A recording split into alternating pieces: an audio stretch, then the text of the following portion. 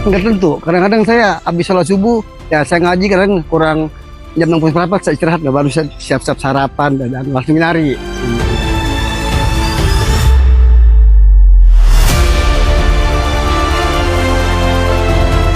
Kalau dibilang nggak cukup sih, semua nggak cukup sih Kak. Paling ya kita cukup-cukupin aja gitu kan.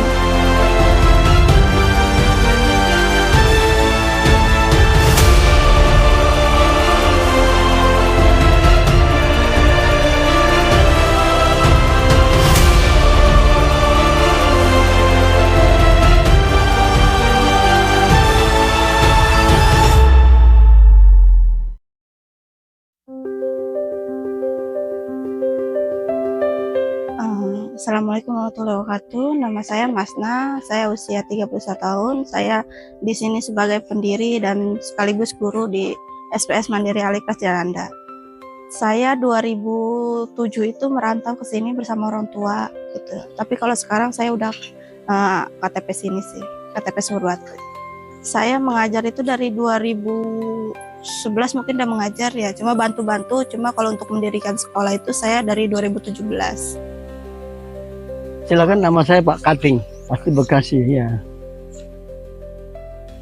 Sejak tahun 2003. Saya sudah banyak kerjaan saya yang saya alami yang lain. Nah ini terakhir.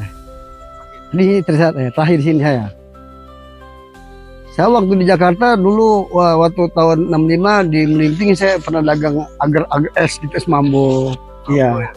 Nah, tahun 71 saya kerja di ERC, ban kerja tunggal. Jakarta Utara. Nama saya Carki, umur 50.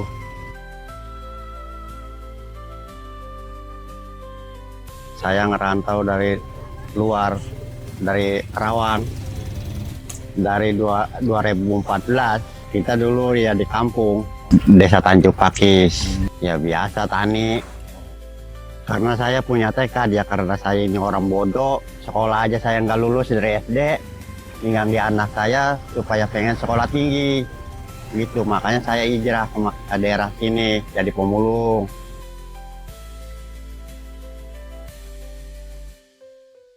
Nggak tentu, kadang-kadang saya habis sholat subuh, ya saya ngaji kadang kurang jam 6 berapa saya istirahat, baru saya siap-siap sarapan dan langsung nyari sini.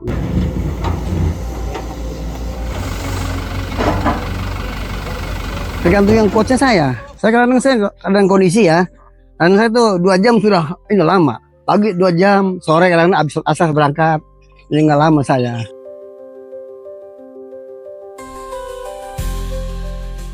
Kalau saya bebas, kadang-kadang kita semau kita pergi dari jam 6 sampai jam 6 baru balik. Seminggu sekali kita taruh. Ya macam-macam, botol, ada aqua, ada nium, itu macam-macam, ada lapak. Itu Kita di halaman dulu sini, kita bersih-bersih, buka ini, baru kita langsung kamar mandi musola, kita mandi, kita istijah bersih-bersih, kita dulu langsung kita ke musola. Jadi kita menunggu waktu.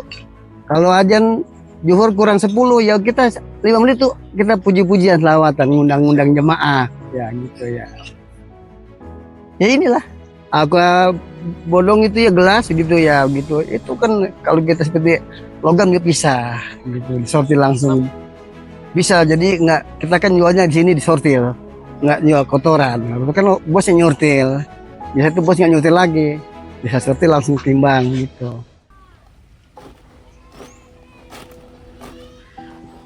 Iya nggak tentu, kalau yang lain sih mungkin di atas 50 ya, saya paling satu hari paling 120.000.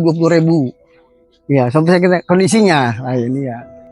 Kita itu guru di sini sebulan itu tahun 300.000. ya kita per minggu. Kadang-kadang per minggu itu 400.000 kita dapat. Ya kalau lagi kondisi badannya sehat ya masih gope gitu per minggu. Kalau dibilang nggak cukup sih, semua nggak cukup sih Kak. Paling ya kita cukup-cukupin aja gitu kan. Ditambah ya kita karena lingkungannya seperti ini ya kita memiliki rasa syukur aja sih gitu. Karena kan kalau kita mikirnya ke atas terus, pasti banyak orang-orang di bawah kita yang malah nggak dapat sama sekali, harus nyari makan tuh dari pembuangan sampah gitu kan. Jadi kita sedikit banyak ya udah harus syukurin aja gitu ya, nemu makan alhamdulillah, enggak ya masa kita Allah nggak kasih sih, kayak gitu aja sih.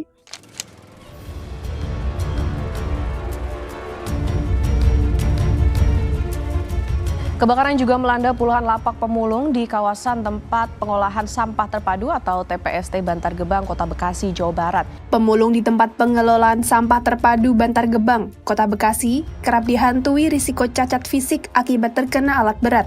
Peristiwa timbunan sampah yang longsor dan menewaskan 1 orang seakan tidak menjadi momok menakutkan bagi sejumlah pemulung untuk mengais sampah. Ya, teman saya banyak sih sering kecelakaan, itu ketiban balok, kok langsung pingsan. Ada yang kadang-kadang ada yang 7 jahitan. Nah, ada yang sampai meninggal. Kalau resikonya paling di jalan ya Kak, terus sama paling kalau lagi ngangkut sampah gitu kan, karena kan dia bagiannya di atas ya, jadi dari bawah ke atas itu naikin sampah kayak gitu. Terus kalau kemarin sih karena kerjanya di jalan ya, jadi pasti di pinggir jalan gitu mengutin sampah kan, jadi itu kadang kemarin tuh seperti tabrak pakai motor gitu. Jadi resikonya gitu aja sih paling di jalan ya. Karena kerjanya kan mengutin sampah kan di jalan, dari perumahan dibawa ke jalan kan, mobil sampahnya tuh nunggu di jalan gitu.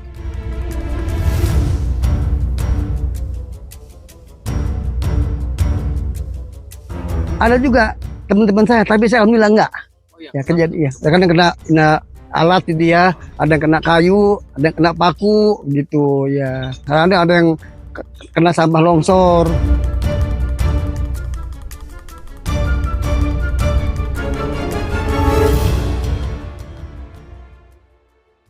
Menteri Sosial Saifullah Yusuf hadir di Bantar Gebang, Bekasi menyalurkan bantuan secara simbolis senilai 650 miliar rupiah. Anies Baswedan, pemerintah Provinsi DKI Jakarta harus memperhatikan kesejahteraan dan juga pendidikan warga yang ada di sekitar lokasi pembuangan sampah Bantar Gebang, Bekasi. Mengharap sekali saya, mengharap sekali bantuan dari pemerintah. Ya, benar, mengharap sekali. Entah itu sedikit, entah itu banyak, mengharap sekali. Biasanya sih bantuannya kayak gitu tuh ya persis kayak pakai sembako gitu dari teman-teman aja gitu. Kadang juga kayak kalau lagi lebaran haji gini nih suka ada yang ngasih daging satu kakak itu 1 bungkus gitu sih. Ya kadang-kadang sih dapat macam kayak bansos gitu. Kadang alhamdulillah sih walaupun kita di pemukiman kayak gini, alhamdulillah masih ada yang ingat sama kita gitu sih.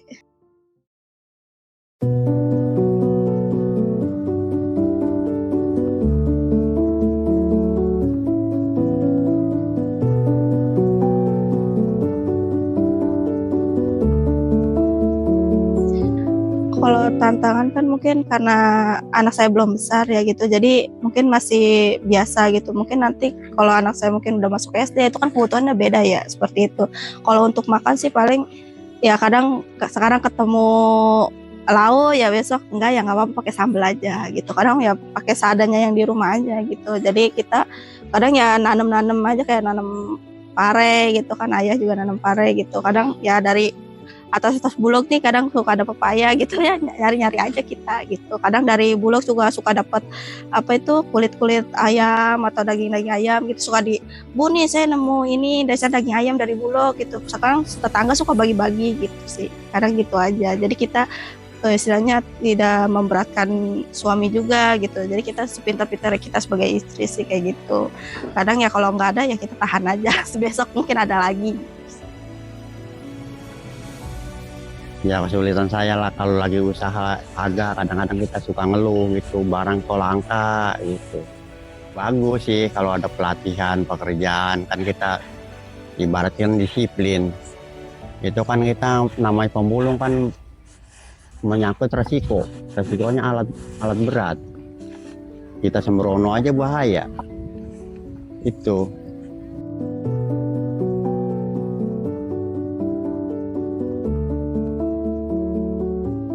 Ingin saya punya rumah sendiri. Kalau pulang kampung saya nggak punya rumah. Ya saya ikut sama keponakan. Saya di sini sama keluarga saya. Dianggap ini emang dari serpus ya. 12 kakak. Juga ini ayahnya Masna. Udah keluarga saya. Harapan saya semoga dengan adanya saya di sini mampu memberikan istilahnya hanya sekedar motivasi untuk mereka gitu kan, jalur pendidikan untuk mereka, tapi mereka mampu mengangkat mimpi-mimpi mereka sih, istilahnya mengembangkan potensi mereka dari mimpi mereka agar bisa mengangkat orang tua mereka dari pemulung gitu. Jadi memutus rantai pemulung ini.